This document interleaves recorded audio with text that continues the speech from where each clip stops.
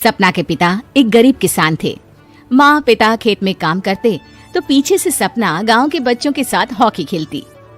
एक दिन शाम को सारा दिन खेलती रहती है, ये नहीं कि छोटे भाई को संभाले। माँ पता है, मैंने आज हॉकी में पास के गांव के लड़कों की टीम को हरा दिया। अरे वाह वाह मेरी बेटी, शाबाश। ये लेकर रुपया, जा जाकर टॉफी खा ले। सपना खुशी से पिता के गले लग जाती है और बाहर चली जाती है। अरे तुम इसको बिगाड़ रहे हो, मैं ना इसकी शादी ही करा दूंगी।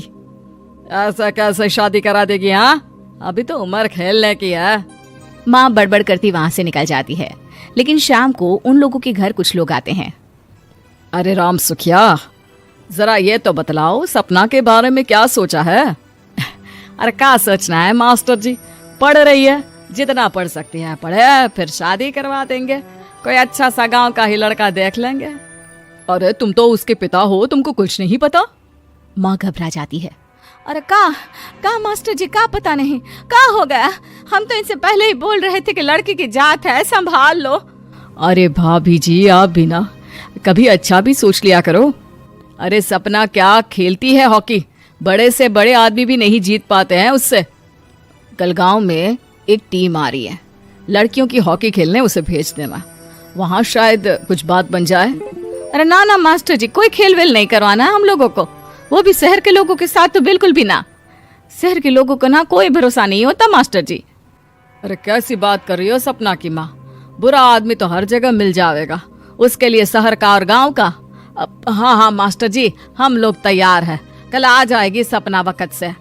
माँ के लाख मना करने पर भी पिता सपना को हॉकी टीम के लिए भेज देते हैं। शाम को सपना वापस आती है, लेकिन लट के मुंह से। और क्या हो गया, मार खाई हो का? कौन मारेगा हमें? कोई मार वार खाकर नहीं आए। अरे फिर शकल पर 12 क्यों बजे हैं, बताओगी? देखो माँ, आप समझोगी नहीं, बताकर फायदा क्या है? अरे बिटिया रानी, हम तो समझेंगे ना, हमें ही बता दे। सपना पापा के गले लग जाती है। पापा, मैं ना सिलेक्ट हो गई हूँ भारत की हॉकी टीम में खेलने के लिए। अरे वाह, ये तो बहुत ही खुशी की बात है मेरे बच्चे। फिर मेरी गुड़िया काहे परेशान है? पापा, मुझे दिल्ली जाना पड़ेगा आगे की प्रैक्टिस के लिए। माँ जो सारी बात सुन रही होती है, जोर से चिल्लाती है। एक पैसा नहीं है मेरे पास, समझी? कुछ नहीं दूंगी।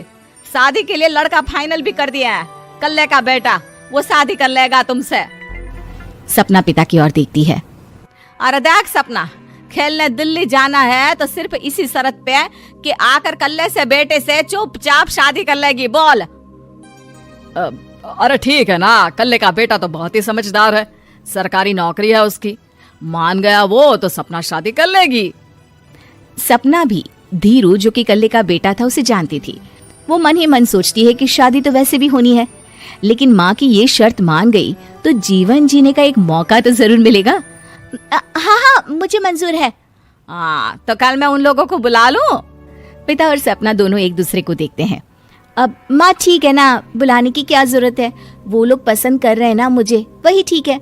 बस आप तो मेरा दिल्ली का बैग पैक कर दो। सपना दिल्ली जाती है, दिल्ली टीम के लिए खेलने के लिए। सपना खूब अच्छा खेलती है और गोल्ड मेडल जीत कर आती है। जब वो गांव आती है तो उसका जोरदार स्वागत होता है।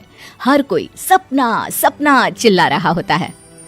और सपना के पापा, तुम्हारी बेटी ने तो गांव का नाम रोशन कर दिया है। गांव की तरफ से तुम लोगों को गांव में पक्का मकान और सपना को परिषद में पक्की नौकरी देने के लिए हम तैयार हैं।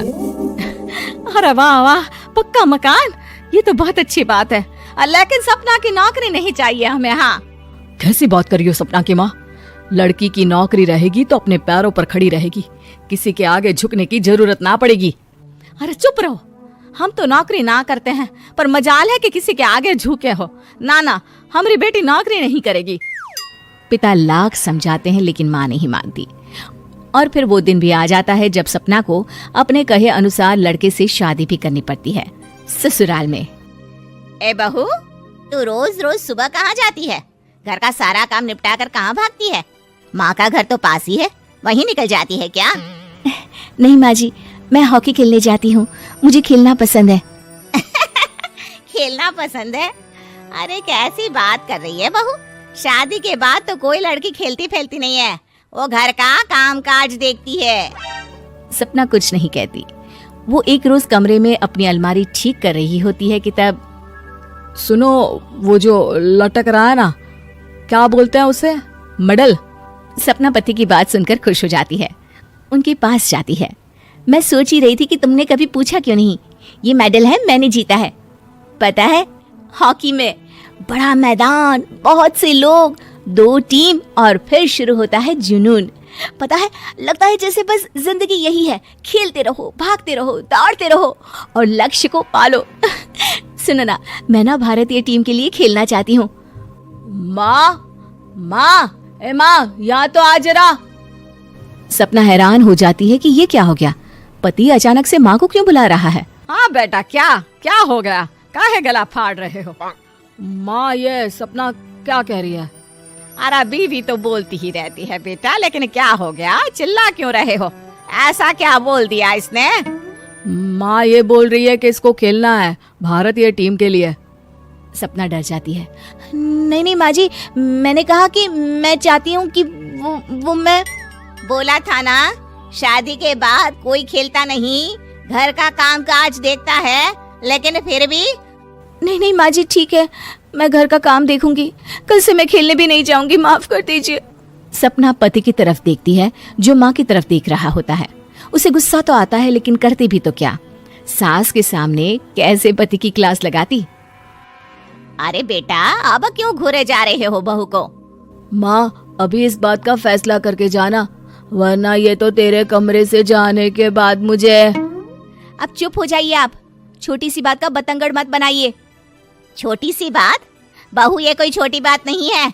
जो लड़की दिल्ली के लिए गोल्ड मेडल ला सकती है, वो देश के लिए भी तो गोल्ड ला सकती है ना।